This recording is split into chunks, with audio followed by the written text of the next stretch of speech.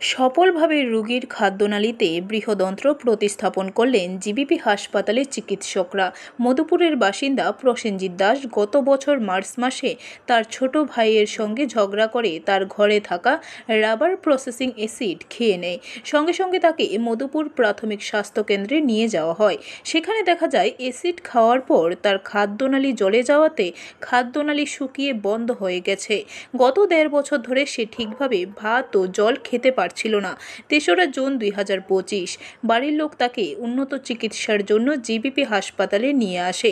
Gastroenterologist doctor Mrinal Debbarma ও doctor Subhadip পাল তার endoscopy করে খাদ্যনালীর স্ট্রাকচার শনাক্ত করেন। পরে বারবার খাদ্যনালীর ডাইলেটেশন করানো হয়।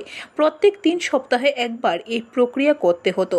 ফলে সাময়িকভাবে রোগী কিছু তরল জাতীয় খেতে পারত, কিন্তু কিছুদিন পর এই ডাইলেটেশন কাজ করা বন্ধ করে দেয়। আপাতত পেটের অন্ত্রে ফুটো করে লিকুইড খাওয়ানোর ব্যবস্থা করা হয়। তারপর তাকে গ্যাস্ট্রো সার্জারি ডিপার্টমেন্টে ডাক্তার দীপঙ্কর শঙ্কর মিত্রের কাছে চিকিৎসার জন্য রেফার করা হয়।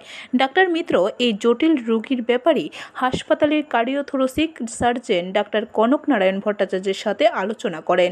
সিদ্ধান্ত হয় রোগীর শুকিয়ে বন্ধ হয়ে যাওয়া খাদ্যনালীর বিকল্প পথ তৈরি করা হবে। সে অনুযায়ী রোগীর ইসোফেজিয়াল বাইপাস সার্জারি করার সিদ্ধান্ত হয়। এতে বৃহদন্ত্রের একটি অংশ কেটে নিয়ে খাদ্যনালীর জায়গায় বুকের ভেতর প্রতিস্থাপিত করা হয়ে থাকে। এই অপারেশন জিবি হাসপাতাল তথা ত্রিপুরা রাজ্যে প্রথমবার করা হয়। সেই অনুসারে ডাক্তার মিত্র এবং ডাক্তার ভট্টাচার্যের একটি জয়েন্ট টিম পূর্ব পরিকল্পিতভাবে জিবি হাসপাতালের সিটিবিএস বিভাগের অপারেশন থিয়েটারে গত 5 জুন সফলভাবে রোগীর খাদ্যনালীতে বৃহদন্ত্র প্রতিস্থাপন করেন।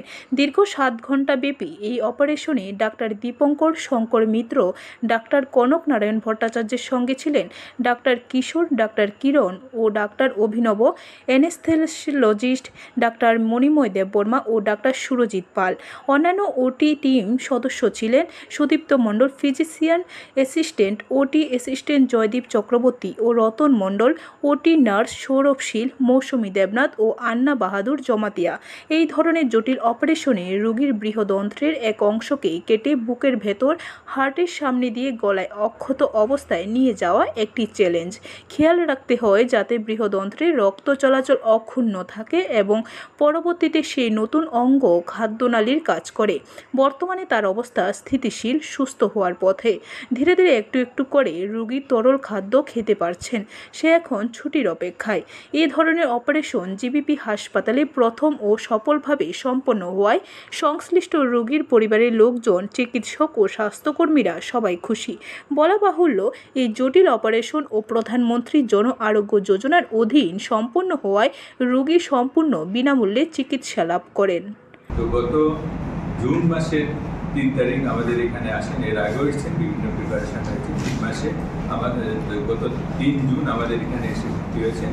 ভর্তি হওয়ার পরে আমাদের এই 2 ডিপার্টমেন্ট, গ্যাস্ট্রোসার্জারি ডিপার্টমেন্ট, গ্যাস্ট্রোএন্টারোলজি ডিপার্টমেন্ট এবং সিটিবিএস ডিপার্টমেন্ট এবং অ্যানাস্থেসিওলজি ডিপার্টমেন্ট, ওনারা মিলে ওনার একটা অপারেশন করেছেন, যেখানে যে খাদ্যনালীর উপরের ভাগ, যেটাকে আমরা ইসোফেগাস বলি, সেটা নষ্ট হয়ে গেছিলো বা সেটা ডিফর্মড হয়ে গেছিলো, সেটাকে রিপ্লেস করে দিয়েছে খাদ্যনালীর পুরো যে পাচনতন্ত্র আছে তার প্রায় শেষ অংশের একটা অংশ নিয়ে এখানে লাগিয়ে। এটাও এক ধরনের ট্রান্সপ্লান্টের মতোই ডিপোজিশন ইন্টারপোজিশনের সার্জারি, যেটা এখানে প্রথম আমার মনে হয় আমাদের নর্থ ইস্টেও করা হয়েছে। ব্যুরো রিপোর্ট, খবর ত্রিপুরা।